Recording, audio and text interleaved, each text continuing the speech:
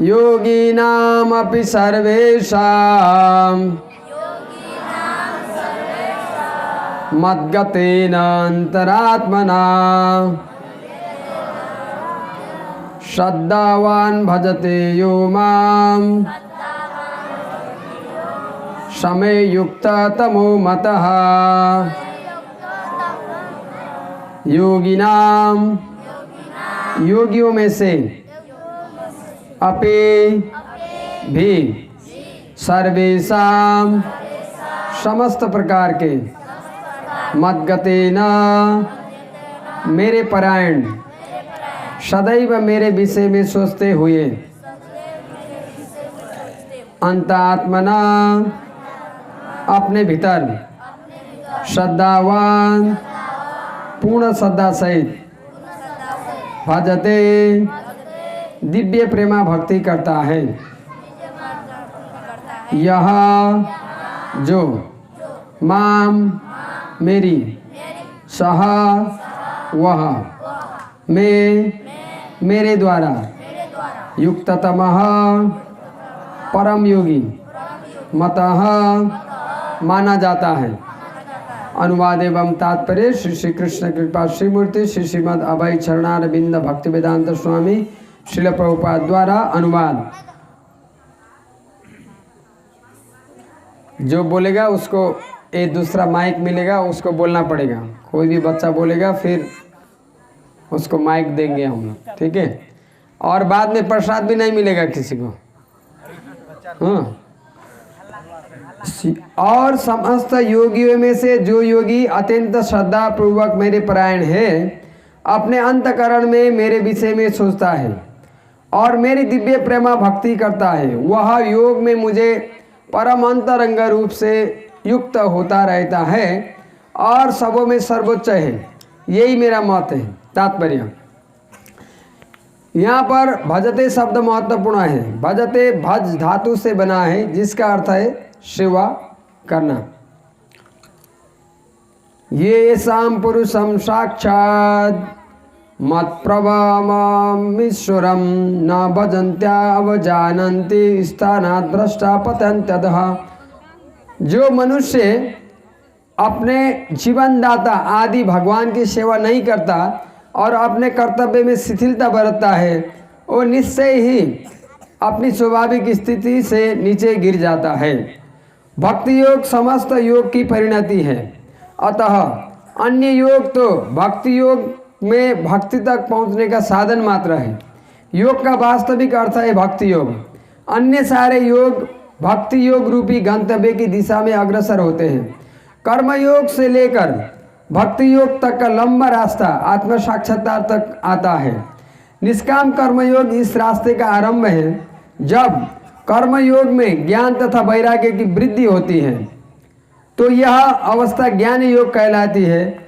जब ज्ञान योग में अनेक भौतिक विधियों से परमात्मा के ध्यान में वृद्धि होने लगती है और मन उन पर लगता है तो अष्टांग योग कहते हैं। अष्टांग योग को पार करने पर जब मनुष्य श्री भगवान श्री कृष्ण के निकट पहुंचता है तो भक्ति योग कहलाता है। यथार्थ में भक्ति योग ही चरम लक्ष्य है, किंतु भक्ति योग का सूक्ष्म विश्लेषण करने के लिए अन्य योगों को समझना होता है। अतः योगी प्रगतिशील होता है, वह शाश्वत कल्याण के सही मार्ग पर रहता है। जो किसी एक बिंदु पर दृढ़ रहता है और आगे प्रगति नहीं करता, वो कर्म योगी, ज्ञान योगी, ध्यान योगी, राजयोगी, हठ योगी आदि नामों से पुकारा जाता है। यदि कोई इतना भाग्यशाली हो कि भक्ति योग को प्राप्त हो सके तो ये समझना चाहिए कि उसने समस्त योगों को पार कर लिया है। अतः कृष्ण भावना भावित होना योग का सर्वोच्च अवस्था है। ठीक उसी तरह जैसे कि हम ये कहते हैं कि विश्व भर में पर्वतों में हिमालय सबसे ऊंचा है, जिसकी चोटी सर्वोच्च एवरेस्ट है। कोई बिरला भाग्यवान ही वैदिक विधान के अनुसार भक्ति योग के पथ को स्वीकार करके कृष्ण भावना भावित हो जाता है। आदर्श योगी श्याम सुंदर कृष्ण पर अपना ध्यान एकाग्र करता है, जो बादल के समान सुंदर रंग वाले, जिनका कमल सदृश मुख सूर्य के समान तेजवान है, जिनका वस्त्र रत्नों से प्रभावपूर्ण है और जिनका शरीर फूलों की माला से सुशोभित है। उनके अनेक अंगों को प्रदीप्त करने वाली उनकी ज्योति ब्रह्म ज्योति कहलाती है। राम, नृसिंह, वराह तथा भगवान श्री कृष्ण जैसे विभिन्न रूपों में अवतार होते हैं, जो सामान्य व्यक्ति की भांति माता यशोदा के पुत्र के रूप में जन्म ग्रहण करते हैं और कृष्ण, गोविंद, वासुदेव के नाम से जाने जाते हैं। वो पूर्ण बालक, पूर्ण पति, पूर्ण सखा, पूर्ण स्वामी है और समस्त ऐश्वर्य तथा दिव्य गुण से ओतप्रोत है। श्री भगवान के इन गुणों से पूर्णतया अभिज्ञ रहता है। जो भगवान के इन गुणों से पूर्णतः अभिज्ञ रहता है वो सर्वोच्च योगी कहलाता है। योग की ये सर्वोच्च दशा केवल भक्ति योग के योग से प्राप्त की जा सकती है, जिसकी पुष्टि वैदिक साहित्य से होती है। श्वेताश्वतर उपनिषद 6:23 यश देवे परा भक्ति यथा देवे तथा गुरौ तस्सैते कथिता अर्था प्रकाशन्ते महात्मनः। जिन महात्माओं के हृदय में श्री भगवान तथा गुरु में श्रद्धा होती है, उनमें वैदिक ज्ञान का पूर्ण तात्पर्य स्वतः प्रकाशित होता है। भक्ति का अर्थ भगवान की सेवा, जो इस जीवन में या अगले जीवन में भौतिक लाभ की इच्छा से रहित होती है। ऐसे प्रवृत्तियों से मुक्त होकर मनुष्य को अपना मन परमेश्वर में लीन करना चाहिए। नैष्कर्म्यम का यही प्रयोजन है। ये कुछ ऐसे साधन हैं जिनसे योग की परम संसिद्धि अवस्था भक्ति या कृष्ण भावनामृत को संपन्न किया जा सकता है। इस प्रकार भगवद गीता के 6ठे अध्याय का ध्यान योग का भक्ति वेदांत तात्पर्य पूर्ण हुआ। वंदे हम श्री गुरो श्रीयुत पद कमलम श्री गुरो न वैष्णवांश श्री रूपम साग्रजातम सहगण रघुनाथितम तम सजीवम साद्वैतम सावधूतम परिजन सहितम कृष्ण चैतन्य देवम श्री राधा कृष्ण पादान सहगण ललिता श्री विशाखान्वितांश। नमो विष्णुपादाय कृष्ण पृष्ठाय भूतले श्रीमते भक्ति विकास स्वामिनीति नामिने। नमो विष्णुपादाय कृष्ण पृष्ठाय भूतले श्रीमते भक्ति वेदांत स्वामिनीति नामिने। नमस्ते सारस्वते देवे गौरवाणी प्रचारिणे निर्विशेष शून्यवादी पाश्चात्य देश तारिणे। श्री कृष्ण चैतन्य प्रभु नित्यानंद श्री अद्वैत गदाधर शिवासादि गौर भक्तबिंद। हरे कृष्णा कृष्णा कृष्णा हरे हरे, हरे राम राम राम हरे हरे।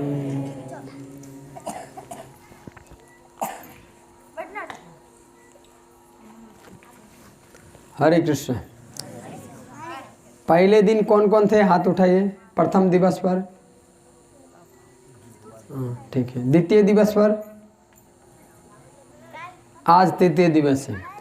प्रथम दिवस पर चर्चा हुआ कि आधुनिक युग में, आधुनिक समय में हम लोग जिस प्रकार आनंद की खोज कर रहे हैं, इसके द्वारा आनंद प्राप्ति असंभव है, क्योंकि आनंद प्राप्ति के लिए ज्ञान की आवश्यकता होती है। ज्ञान वैदिक शास्त्रों में प्राप्त होता है। वैदिक शास्त्र कोई हम लोग जैसे भौतिक व्यक्तियों द्वारा लिखित नहीं है। ये चर्चा हुआ और आत्मा विषयक चर्चा हुआ। द्वितीय दिवस पर आप लोगों ने सुना कि भगवान कौन है। पहले दिवस पर आत्मा के ऊपर चर्चा हुआ, आत्मा हम लोग हैं, ये शरीर के अंदर कैद है।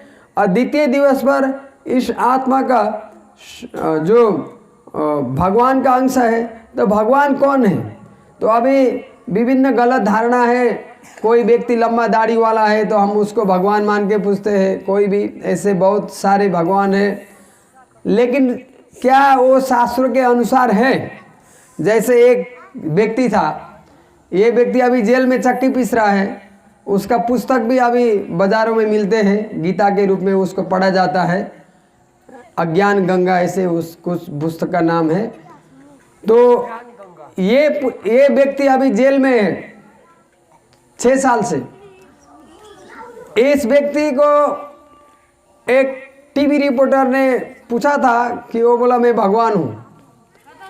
तो ये जेल में गया तो ये व्यक्ति वो उसका रिकॉर्ड फाइल दिखाया, भाई आप तो बोल रहे थे मैं भगवान हूँ, लेकिन भगवान तो जेल में जन्मे, आप तो अभी पुलिस के जेल में, पुलिस के अंदर कैद है, तो आप कैसे भगवान हैं?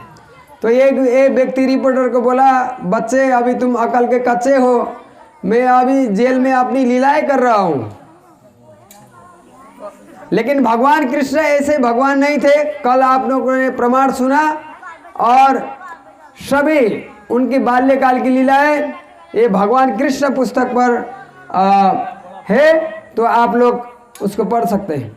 तो आज ये तीसरा दिवस है।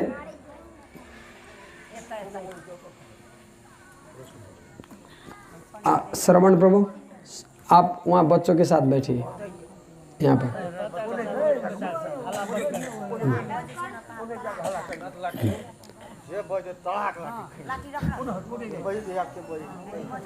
बस्नु बस्नु त्यहाँ बस्नु। ठीक सर।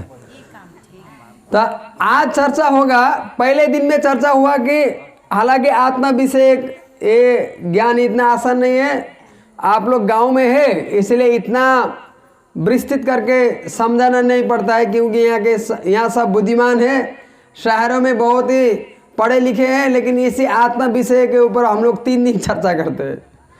तो ये पहले दिन में हमने समझा आत्मा के बारे में, दूसरे दिन में भगवान के बारे में।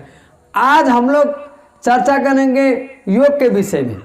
पहले आप लोग में से कोई एक हाथ ऊपर करके बताइए, जब आप योग शब्द सुनेंगे तो आपके मानस पटल में कोई चित्र आता है, वो क्या चित्र आता है? आप एक जन कोई बताइए हाथ ऊपर करके। जैसे आम का चित्र आता है, ईश्वर का। ये तो बहुत बढ़िया है। तो अवे जैसे हम आम बोलते हैं तो हम सभी के मन में ये चित्र आता है, आप ऐसे सेब का है, पक जाता है तो पीला होता है, नहीं तो हरा कलर का होता है ना।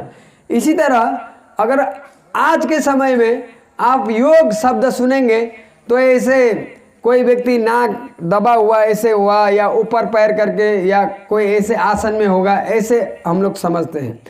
लेकिन हम आज देखेंगे क्या ये वास्तव में योग है? ये योग नहीं है, ये एक शारीरिक व्यायाम है। तो यहाँ पे इस भगवत गीता में वास्तविक योग का वर्णन किया गया है। तो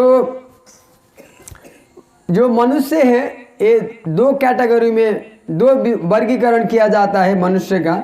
सबसे पहले व्यक्ति है जो कानून को, भगवान के कानून को नहीं मानते हैं, उनको कहा जाता है नास्तिक।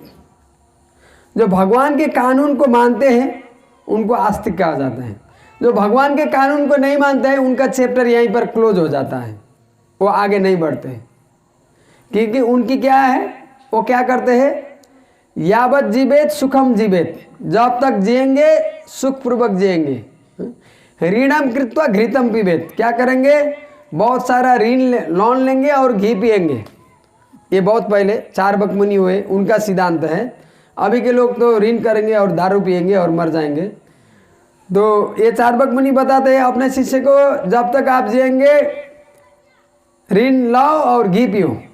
तो शिष्य पूछते हैं, गुरुजी अगर हम ऋण लेके घी पिएंगे तो दूसरे जन्म में बदला चुकाना होगा ना, तो हमें कष्ट मिलेगा। ये मुनि बोलते थे, बाष्पीभूतस्य देहिनः, ये शरीर तो जलाया जाएगा और राख हो जाएगा। कुतः पुनरागमन भवेत्, कौन आया है तो देना पड़ेगा। ये नास्तिक तर्क है। ऐसे प्रकार के व्यक्ति है, इनका चैप्टर क्लोज हो जाता है, इनका अध्याय बंद हो जाता है। और दूसरे प्रकार के जो मानते हैं, तो इसमें फिर आप 4 कैटेगरी देखेंगे। पहले है कर्मी है, कर्मी के अंदर सकाम कर्मी और निष्काम कर्मी आएंगे। सरल शॉर्टकट में हम चलते हैं। कर्मी वो है जो कार्य करता है अपने इंद्रिय तृप्ति के लिए, सकाम कर्मी वो है जो कार्य करता है लेकिन अपने जो कार्य के फल के प्रति अनासक्त रहता है। जैसे अभी लोग जो धन कमाते हैं, कोई स्कूल में देते हैं, कोई एम्बुलेंस के लिए देते हैं, कोई ऐसे कुआं खुदाई करते हैं, ये बनाते हैं पोखरी जिसमें लोग आए पानी पिए, ऐसे इसके लिए वो ध्यान दे देते हैं, ये है सकाम कर्मी। इसके बाद है कर्मयोग शुरू होता है। कर्मयोग मतलब आप वेद शास्त्रों के अनुसार कार्य करेंगे, लेकिन वेद शास्त्र के अनुसार कार्य करेंगे, लेकिन इसका जो फल है सीधे आप भगवान को अर्पण करेंगे। ये है कर्मयोगी। ऐसा नहीं कि जो कोई भी कार्य करे वो कर्मयोग नहीं होता है। भगवान के आदेश के अनुसार जो कार्य करेंगे, वर्णाश्रम व्यवस्था के अनुसार, जैसे यहाँ पे खेती होता है, खेती में जो काम करेंगे, खेती में जो उपजेगा वो फिर घर में लाएंगे, पकाएंगे और भगवान को अर्पण करेंगे। ये कर्मयोगी। कोई भी फैक्ट्री में काम करेंगे, वो पैसा लाएंगे, वो भगवान को चढ़ाएंगे, ये कर्मयोग नहीं है। तो ये कर्मयोगी है। कर्मयोगी से थोड़ा ऊपर उठेंगे तो क्या करेंगे, जिज्ञासा करेंगे। अरे मैं काम ही करता रहूँगा, मैं जन्म हुआ और युवा हुआ, फिर मैं बूढ़ा हो गया, अभी मैं मरने वाला हूँ, क्या मरने के बाद क्या होगा। ये जिसके मन में ये प्रश्न आएगा तो फिर वो शास्त्र पढ़ेंगे, शास्त्रों के अनुसार भगवान को जानने का प्रयास नहीं करेंगे, लेकिन ये दुखमय संसार क्या है इसके लिए वो लोग कुछ चर्चा करेंगे। तो इससे आगे फिर वो फिर क्या करेंगे, इसके लिए अभ्यास करेंगे। ओ यम नियम ये विधि के अनुसार वो अष्टांग योग का पालन करेंगे और हृदय में परमात्मा का ध्यान करेंगे। ये अष्टांग योगी। और इसके बाद है भक्ति योगी, जो सीधे भगवान की सेवा में लग जाएंगे। ये अलग अलग प्रकार के योगी है। आपको अभी इतना जल्दी इसकी परिभाषा समझ में नहीं आएगी, लेकिन आप जब भगवद गीता यथारूप पढ़ेंगे तो इसमें से आपको क्लियर हो जाएगा। तो ये जो सभी योग पद्धति में से तो सबसे सर्वश्रेष्ठ जो योग पद्धति क्या है इसके बारे में हम चर्चा करेंगे।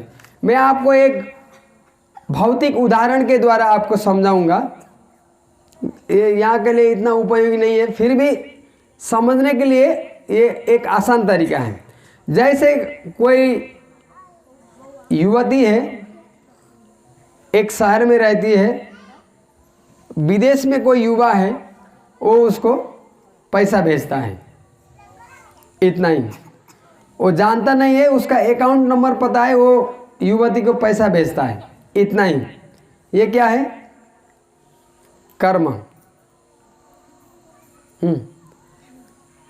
इतना ही कर्म कांड। जैसे हम लोग पूजा करते हैं ना, ये इतना कर्म कांड हुआ। वो सिर्फ दे रहा है, क्यों दे रहा है पता नहीं है।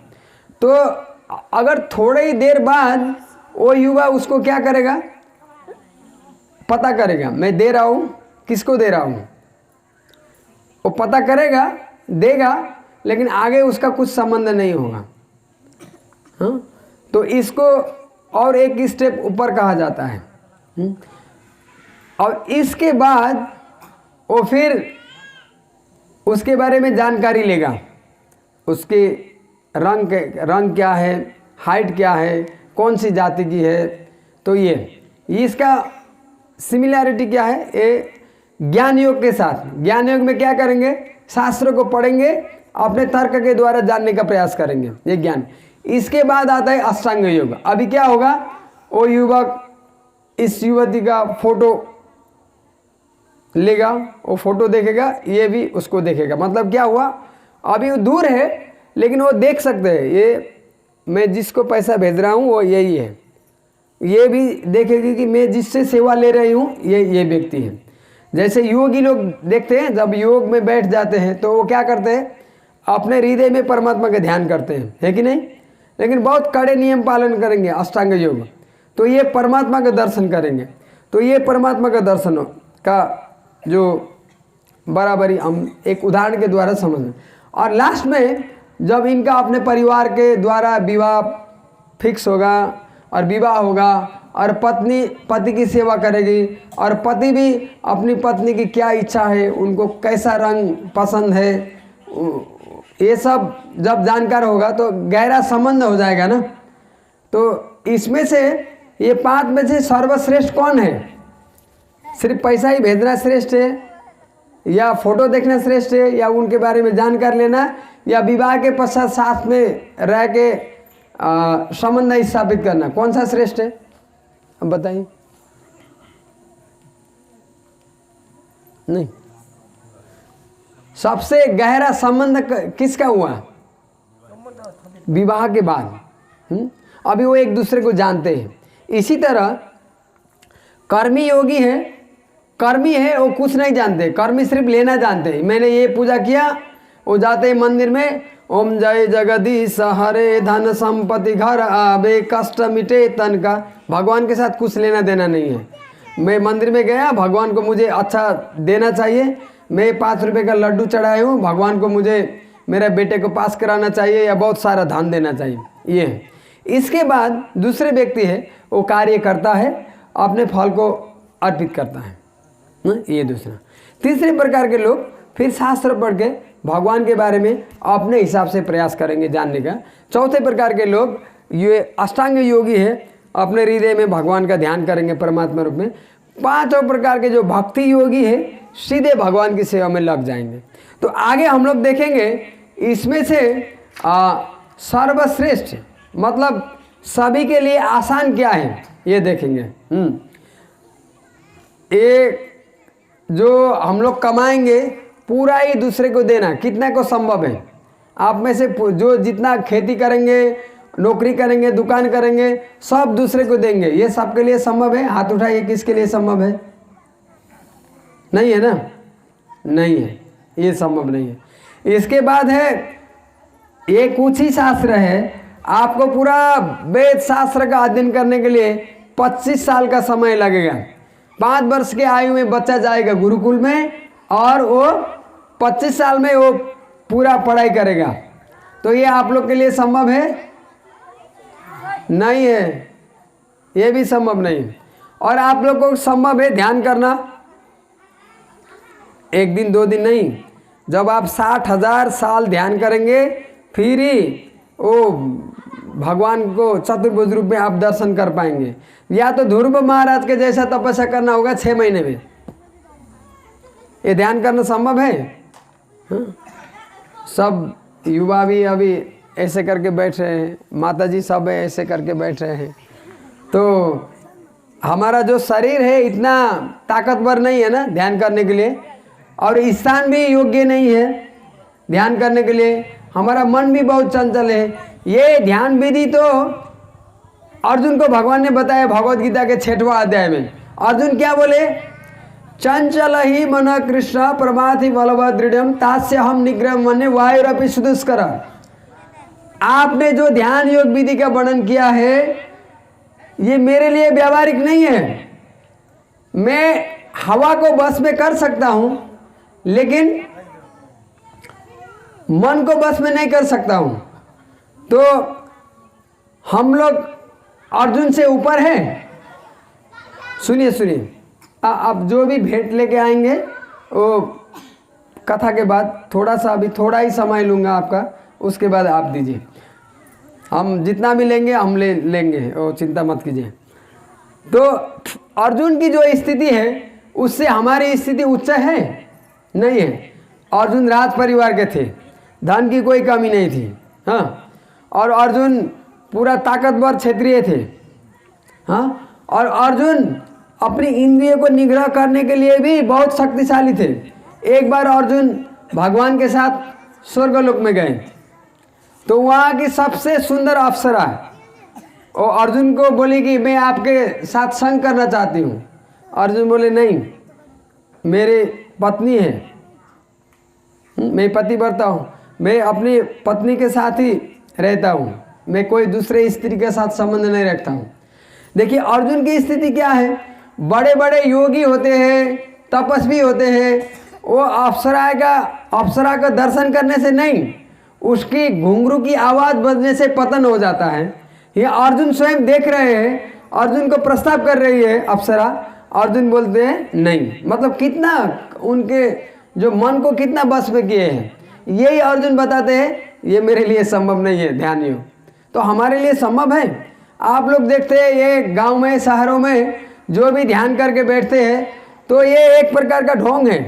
गांव में भी आप देखते होंगे कभी कभी ऐसे गुरु लोग होते हैं, वो मंत्र देते हैं, वो शिष्य ऐसे कपड़ा ओढ़ लेता है सुबह में और कुछ ध्यान करता है, नहीं, उसके नज़दीक आप जाइए, वो तो सोया होता है, वो खराटे मार रहा होता है ये उड़ के। शहरों में जाएंगे, शहरों में भी ऐसा ही है। तो ये विधि भी अभी कलयुग के लिए संभव नहीं। लेकिन अभी भक्ति योग है, लास्ट में बचा ना भक्ति योग। अभी भक्ति योग किसके लिए संभव है? भक्ति योग सबके लिए संभव है। जैसे ये छोटा बच्चा अभी जा रहा है, एक फूल तोड़ के ला सकता है ना, उसको माँ बोलेगी बच्चे जाओ एक फूल लेके आओ, फूल लेके आ सकता है कि नहीं? लेके आ सकता है। वो फूल भगवान को अर्पण किया तो उसका भक्ति शुरू हुआ। जंगल खेत में गया, कुछ तोड़ के लेके आया, हाँ, साग हो गया, कुछ भी हो गया, वो माँ को दे दिया, माँ बनाई, भगवान को अर्पण किया, वो भक्ति योग हो गया। लेकिन ये इससे पहले जो वर्णन किया, ये विधि में अपने से प्रयास करना होता है। भक्ति योग में भगवान खुद भक्तों को कृपा करते हैं। तो गीता में भगवान बताते हैं 2 अध्याय का 40वां नंबर श्लोक में, नेहाभिक्रमणा स्वस्ति फर्त्यवायो न विद्यते स्वल्पम अपि अस्य धर्मस्य त्रायते महतो भयात्। ये जो भक्ति मार्ग में न कोई हानि है, न कोई विघ्न है, और कोई भी थोड़ा सा प्रयास करता है तो भी वो महान खतरा से वो बच सकता है। आप सब ने अजामिल की कहानी सुनी है? अजामिल, हाथ उठाइए किस किस ने सुनी है? भागवतम में अजामिल की कहानी एक माता ही सुनिए, ठीक है, और के लिए लाभप्रद होगा। एक पूरा 6 दिन का वो कथा है, हम जो बताते हैं तो 6 दिन में बताते हैं, लेकिन मैं बहुत सारांश में आपको बताता हूँ। एक ब्राह्मण का बच्चा था, वो युवा था, 19-20 साल का था। वो अपने पिताजी के लिए कुछ समिधा लेने के लिए जंगल में गया था। जंगल में गया, लेकिन वो कुछ फल फूल तोड़ रहा था और लेके वापस आ रहा था कुछ लकड़ी यज्ञ के लिए।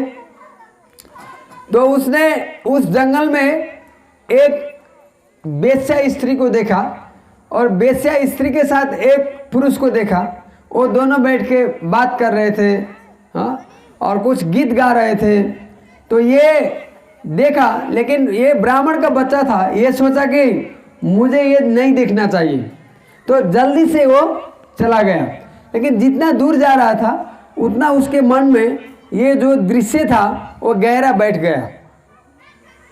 देखिए उस टाइम में एक ही अजामिल था, अभी कितने अजामिल है। ऐसे दृश्य तो हर घर में टीवी में चलता है, मोबाइल में चलता है। ये गांव है या नहीं, शहरों में तो हर रोज हर क्षण देखने को मिलता है। तो क्या स्थिति होगा? तो ये अजामिल क्या किया, ध्यान से सुनिए। अजामिल वो जो भी पूजा के लिए सामग्री था वो छोड़ दिया और सीधा गया, वो पुरुष को मार दिया, वो वेश्या को लेके घर आ गया। और घर आया, घर में उसकी पत्नी थी। वो पत्नी बहुत गुणवान थी। तो पत्नी जब अपने पति का स्वागत करने के लिए बाहर निकली जल लेके, तो ये वेश्या के साथ अंकमाल करके आ रहा है घर में। तो वेश्या सबसे पहले पूछी ये कौन है? तो बोला कि ये मेरी पत्नी है। तो ये रहेगी, मैं रहूँगी, वेश्या बोली। तो ये अजामिल का मति भ्रष्ट हो चुका था, ब्राह्मण था, लेकिन वो वेश्या के संग में रहने से उसकी बुद्धि भ्रष्ट हो गई। ये बोला तुम तो मेरी दिल की रानी हो, तुम ही बैठेगी, ये जाएगी। तो इसको, ये अच्छी जो पत्नी थी, इसको भगा दिया। उनके पिता भी, अपना बेटा बहुत नालायक हो गया, तो पिता ने घर छोड़ दिया। वो माँ को उसने वो कुएं में डाल के मार दिया। वो माँ से धन मांगता था, तो धन तो माँ के पास था नहीं, वो ब्राह्मण थे। तो उसको ऐसे, माँ को ऐसे पैर में पकड़ के कुएं में लेके गया, धन दोगी या मार दूँ? तो बोली, माँ बोली धन नहीं है, मुझे ऐसा मत करो। तो ये सुना नहीं, उसको मार दिया। ये देखिए, ये पूरा जीवन उसने पाप कर्मों में बिताया। क्योंकि देखिए, कोई चरित्रवान स्त्री होती है ना, तो वो घर बहुत अच्छा रहता है, क्योंकि उसको पता रहता है कि मेरा पति का कमाई कितना है, मेरा मैं इसमें से मैं बच्चों के लिए कितना खर्चा करूँगी, आपातकालीन स्थिति के लिए क्या जमा करके रखूँगी, वो सब जानती है। लेकिन अभी वो स्त्री है, कुछ शिक्षित ही नहीं है। शिक्षित मतलब ऐसा नहीं कि स्कूल की डिग्री, जो घर में जो शिक्षा होनी चाहिए स्त्री को, जो धर्म के अनुसार। तो ये तो बेस्या थी ना, उसको तो अभी बनाना सी साड़ी चाहिए, तो अभी नहीं तो बोलती थी मैं चली जाऊंगी। तो ये तो कामुक था, उसके पीछे पागल हो गया था। तो ये बेस्या का मांग पूरा करने के लिए हर पाप कर्म किया, लूटना, चोरी, डकैती, ब्राह्मणों को लूटना और जानवरों को मारना, उसकी खाल चमड़ी निकाल के बेचना, उसका गोश्त मांस घर में ला के खिलाना, सब पाप कर्म किया। देखिए सोचने वाली बात ये है, ये जीवन के अंत में था, 84 उसका उम्र हो गया था। वो चारपाई पर सोया हुआ था। जब ये सोया हुआ था, जब वृद्ध होता है ना तो क्या होता है, ये गला अवरुद्ध होता है, आंखें अंदर चली जाती है। अभी हम युवा हैं तो ये सब नहीं सोचते हैं ना। अब यहाँ है कोई, मैं नहीं देख रहा हूँ, तो एक युवा गेम खेल रहे थे। मैं बोला भाई आपका इतना अमूल्य समय, आप गेम क्यों खेल रहे? वो बोल रहे मुझे टाइम पास करना है। अरे हमारे पास समय ही नहीं है, हम सोचते कुछ समय मिले तो हम कुछ भगवान का नाम जप करें। वो बोले, प्रभु ने पूछा लीलाधर प्रभु जी ने कितने घंटा खेलते? वो बोले 2-3 घंटा। तो ऐसे जब युवा समय में ऐसे हमारा समय गंवा देते हैं। तो ये भी ऐसे किया था। जब ये सोया था, बहुत ही डरावने व्यक्ति उसके सामने आए, 3 व्यक्ति, क्योंकि इसने पाप किया था वाणी से, मन से और पानी, हाथ, तीनों से पाप किया था। तो बहुत ही भयानक व्यक्ति को ये देखा कि उनके आंख लाल लाल थे, उनके केस तांबे के समान थे, पिघले हुए तांबे के समान। तो ये बहुत घबरा गया, डर गया। तो बोला कि नारायण यहाँ आओ, ये अच्छे लोग नहीं हैं। देखिए हमारी जो आसक्ति कितनी होती है घर और अपने बच्चों के प्रति। ये बोला कि अपने डर से नहीं, वो सोचा शायद ये मेरे बच्चे को कुछ करेंगे, तो बच्चे को बुलाए, नारायण यहाँ आओ। जैसे ये बोला ना, तो 4 ऐसे दिव्य पुरुष आए, पीताम्बर धारण किए हुए, हाथ में गदा लिए हुए। अजामिल माँ भय, माँ भय, माँ भय, डरो मत, डरो मत, डरो मत। तो ये आए। फिर ये यमदूत और विष्णुदूत के बीच में लंबा वार्ता हुआ। तो फिर अजामिल सुन रहा था पूरा। तो उसने जो जो किया था यमदूत पूरा बताए। ऐसे तो अभी हम लोग सोचते हैं ना, मैं जितना भी गेम खेलूंगा, मैं जितना पाप कर्म करूंगा, कौन देखने वाला है? हम तो ऐसे ही बोलते हैं। नहीं, हमारे हर कार्य रिकॉर्ड होते हैं सूर्य और चंद्रमा के द्वारा। हर कार्य, ये सीसीटीवी है भगवान के, तो ये रिकॉर्ड होता है। तो ये अजामिल सब सुना, यमदूत बताए कि ये इसने पाप कर्म किया है। तो विष्णुदूत बोले, केचित केवल या भक्त्या वासुदेव प्रायण अगन घुन्वंती काष्णय निहारमिव भास्कर। आप बोल रहे पाप किया, लेकिन इसने तो कुछ पाप नहीं किया। क्यों? इसने एक बार भगवान का नाम लिया है, एक बार। तो ये कैसे संभव हुआ? यहाँ बताते हैं, अगर जितना भी के भन्छ थियो, यस्तो हामी बोधे वर्षाइन जाँदा पुरा बाटो बन्द भएको थियो, अँध्यारो भएको थियो, कुहिरो कोई। जब ये लग जाता है तो हम देख पाते हैं क्या? नहीं देख पाते हैं ना। तो इसी तरह अगर उसी समय सूरज की रोशनी आ गई तो वो तुरंत भाग जाता है। तो इसी तरह अगर कोई व्यक्ति जीवन में जितना भी पाप कार्य किया हो और वो भगवान का नाम जप करना शुरू कर लेता है, तो उसके सारे जीवन के पाप कर्म नष्ट हो जाते हैं। तो ये विष्णुदूत और यमदूत के बीच में वार्ता हुआ, वो लोग चले गए, ये लोग भी चले गए, अजामिल बच गया। अजामिल देखा है, मैंने बचपन में थोड़ी सी सेवा किया तो भगवान ने मुझ पर इतना बड़ा कृपा किया। वो तुरंत वहाँ से, वो जगह भी है, ऐसा नहीं कि कोई ये कहानी है। एक कानपुर, इससे मुसलमान लोग आने से पहले वो जगह का नाम कन्नौज था। वो लोग आए तो सब नाम चेंज किया। तो वहाँ से वो हरिद्वार गया और 15 साल तक वो भगवान का नाम जप किया। हरे कृष्णा कृष्ण कृष्ण हरे हरे, हरे राम राम राम हरे। और इस 15 साल के बाद वो फिर भगवान के धाम में वही पार्षद उनको लेने आए। तो ये इधर ये दृष्टांत हो गया। तो ये यमराज के दूत खाली गए। तो यमराज से पूछते हैं आपसे बड़ा कोई है? आपका आज्ञा का उल्लंघन हुआ, आज आपसे बड़ा कोई है पूछते हैं। वो बताते ना मेरे से बड़े भगवान हैं। तो भगवान को कौन जानते हैं? और कल प्रभु जी ने बताया कि 12 लोग जानते हैं। कौन कौन जानते हैं? आप में से बताइए कोई एक भगवान को जानने वाले 12 महाजन में से एक।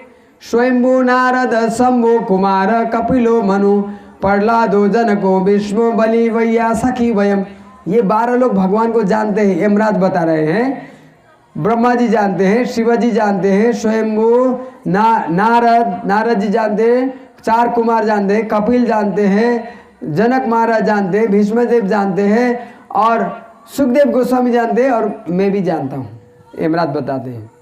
तो ऐसे फिर वहाँ भी चर्चा हुआ। अंत में यमराज के दूत पूछते हैं ठीक है अभी आप छोटा सा निष्कर्ष दीजिए, किसको हम लोग नरक लोग लाए, किसको ना लाए, यही पूछते हैं। तो यमराज बताते हैं जीवान भक्ति भगवत गुण नाम ध्येय चेतस्न स्मृति तच्चरणारविंदम कृष्णाय नो नमति यत्शिर एकदापि तान आनवद्दम असत अकृत विष्णु कुर्यात। हे यमदूतो तुम उनको लेके आओ जिसकी जीवा पर भगवान के नाम का उच्चारण नहीं करते, उनको लेके आओ। और जो अपने मन में भगवान के सुंदर चरण कमलों का चिंतन नहीं करते, उनका ध्यान नहीं करते, उनको लेके आओ। कृष्णाय नो नमति यत्शिर एकदापि, जिसने भगवान के सामने एक बार सर नहीं झुकाए, उनको लेके आओ। देखिए अभी प्रेम ध्वनि होता है तो हम बोलते हैं आप लोग प्रणाम कीजिए, क्यों? अभी यमराज बताए जो एक बार भगवान को प्रणाम किया उनको मत लेके आओ। तो कितना बड़ा लाभ है थोड़ा सा एक प्रणाम करने से, क्योंकि ये शरीर ही भगवान का ही है, तो भगवान ने दिया है, कितना फायदा है। तो ये बताते हैं क्यों लाए?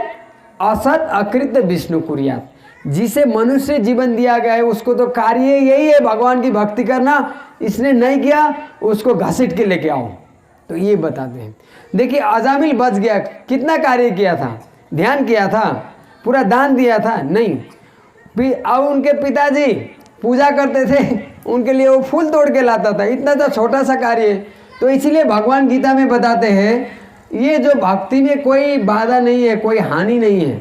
हाँ, तो ये हमें समझना चाहिए कि भक्ति योग इतना शक्तिशाली है। तो ऐसे जो अभी हमें प्रश्न उठ सकता है कि बैठो, ऐसे प्रश्न हो सकता है कि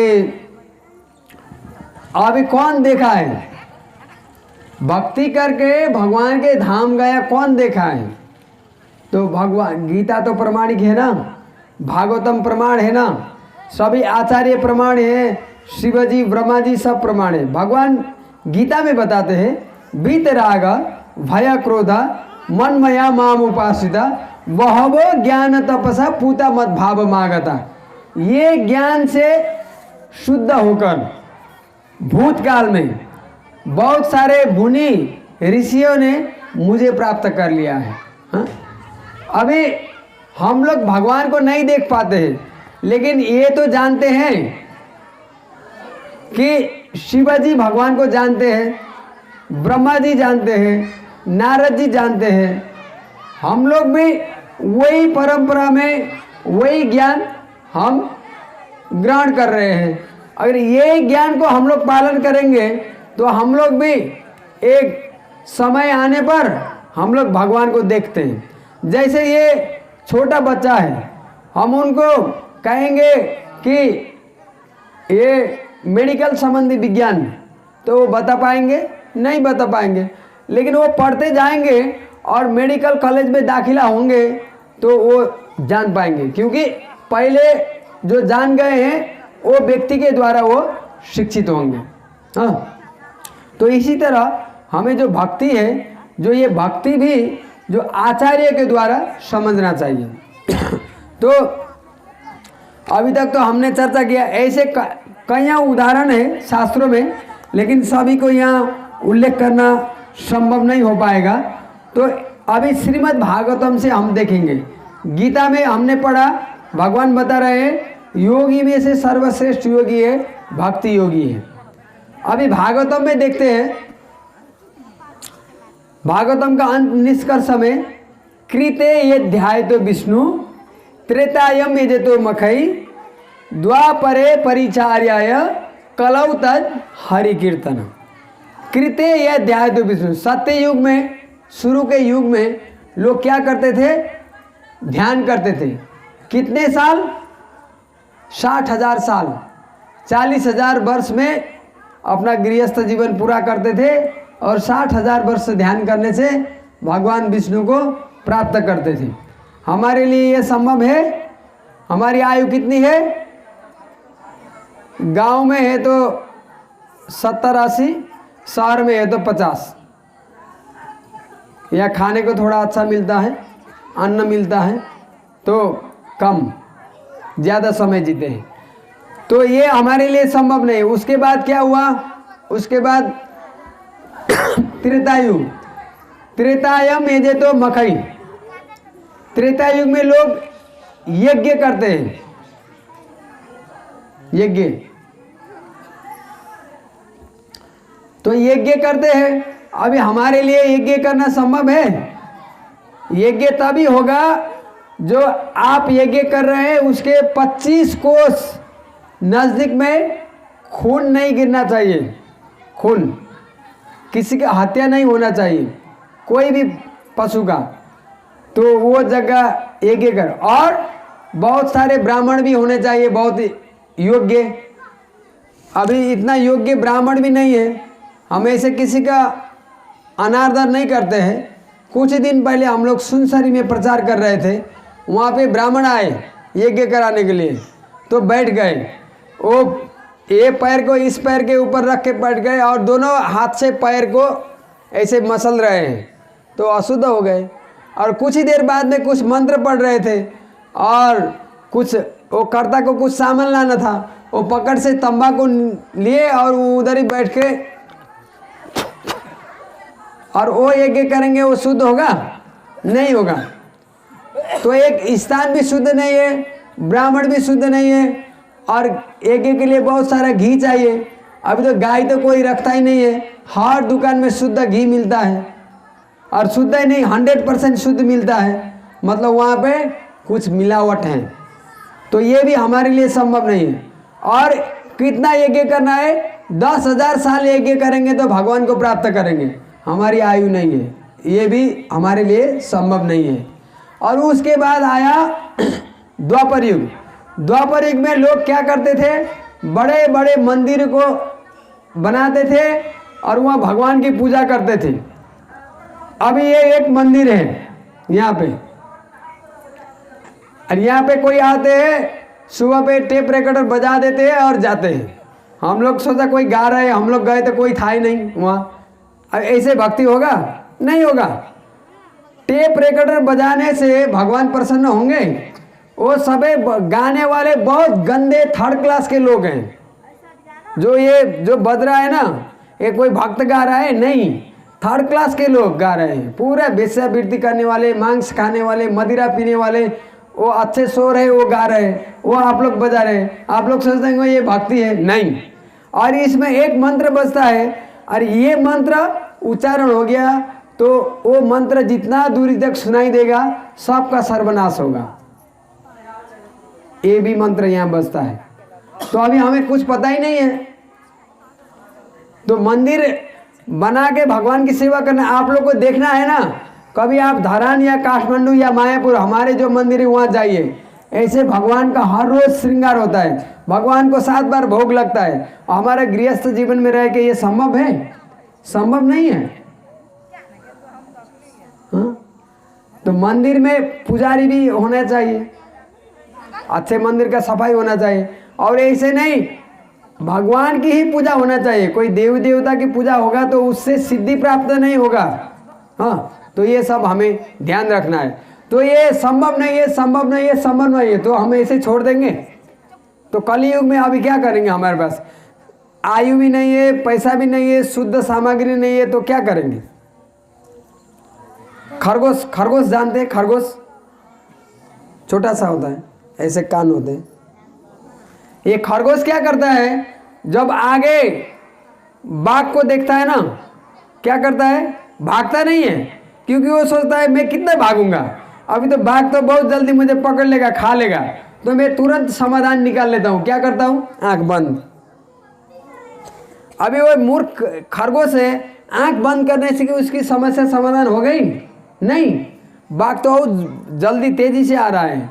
तो हम लोग भी ऐसा नहीं कि पढ़ना भी संभव नहीं है, यज्ञ करना संभव नहीं है, ध्यान करना संभव नहीं, बस छोड़ो, जो भी जीवन चल रहा है ऐसे चलाओ, नहीं।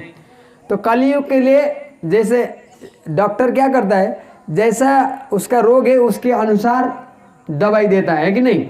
हम बुखार आ गया तो जाएंगे तो डॉक्टर क्या देंगे, फ्लेक्सोन या ऐसे कुछ दवाई देंगे। लेकिन अगर हमको बुखार खराब हो गया, टाइफाइड हो गया, तो क्या दवाई देंगे, अभी वो क्या करेंगे, यहाँ एक क्या बोलते हैं, कैनोल वो लगाएंगे और उसमें से सीधा दवाई देंगे वो स्लैन के द्वारा। क्यों, अभी उसकी स्थिति बहुत गंभीर है। तो इसी तरह कलयुग में हमारी स्थिति बहुत गंभीर है। हम तो बहुत प्रसन्न हैं यहाँ झुटकी में आके, इतने सारे लोग आप लोग आए सुनने के लिए, दिन भर काम करके, सुबह में हम लोग उठे जब कर रहे होते, आप लोग तो सब दाल उखाड़ रहे होते हैं, और शाम को भी आप लोग काम किए, फिर भी वो लोग